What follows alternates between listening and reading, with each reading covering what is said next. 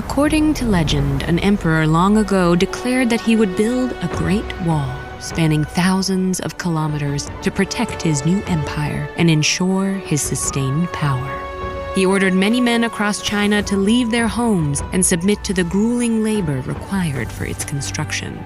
As years passed and the wall grew, few returned home. Nestled in the foothills of a remote mountain, the Mongs and their neighbors, the Jiangs, hadn't yet had to worry about being drafted by the emperor's soldiers.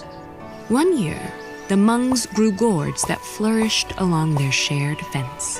One particular gourd crossed the fence and extended into the Jiang's yard, so they cared for it. The gourd grew to be the biggest of all. At harvest, the Mongs and the Jiangs decided to take equal halves. But as they went to split the gourd, something remarkable happened. It cracked open to reveal a beautiful baby curled inside, smiling up at them. They agreed to raise her together and named their magical, boundary-breaking daughter Mang Qiang. She grew into a virtuous, accomplished young woman who infused life with joy. She cared for her elderly parents and their land with dedication, but the surrounding world remained turbulent. One day, Mang Qiang stumbled upon a young man hiding in the garden. The emperor's soldiers had come to conscript him into building the wall, but he had an elderly mother to care for and knew that obeying the soldiers' orders would mean almost certain death, so he escaped. Mang Qiang and Fan Xi Liang connected instantly, and soon enough they married. But their happiness wouldn't last long. When the emperor's soldiers descended the next time, they captured Fan Xi Liang. For months, she watched the horizon, hoping the world would do right and deliver her love back to her safely. But he never came. And as the air grew frigid, Mang Qiang's worries only grew. So she set out to find him herself. Through bitter snow and howling winds, across rivers and mountains, she undertook the dangerous journey that many others had been forced to complete. Finally, she reached the construction site, where thousands of workers toiled day and night to realize the emperor's vision.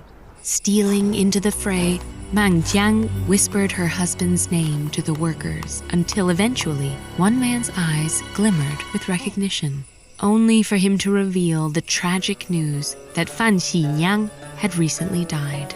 He was rumored to be buried under the wall alongside many others. Heartbroken beyond words, Mang Qiang could only weep.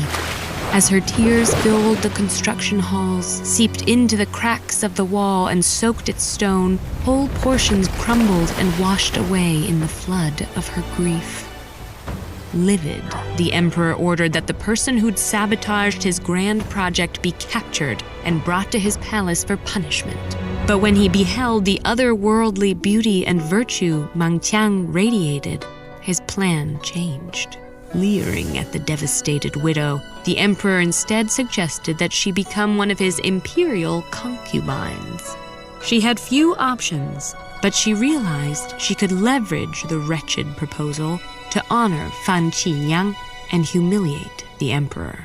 She said she agreed, but only if the emperor gave her deceased husband a grand funeral and that the emperor attend dressed in the traditional mourning attire he would wear had Fan Xi Liang been his own father. The emperor begrudgingly made the arrangements, and Mang Qiang bid her beloved farewell. Finally, with her wish carried out, she refused to either submit to the emperor, who now awaited her in his palace, or to face his punishment. Instead, she cast herself into the nearby water, as all-enveloping as her own tears, never to emerge again.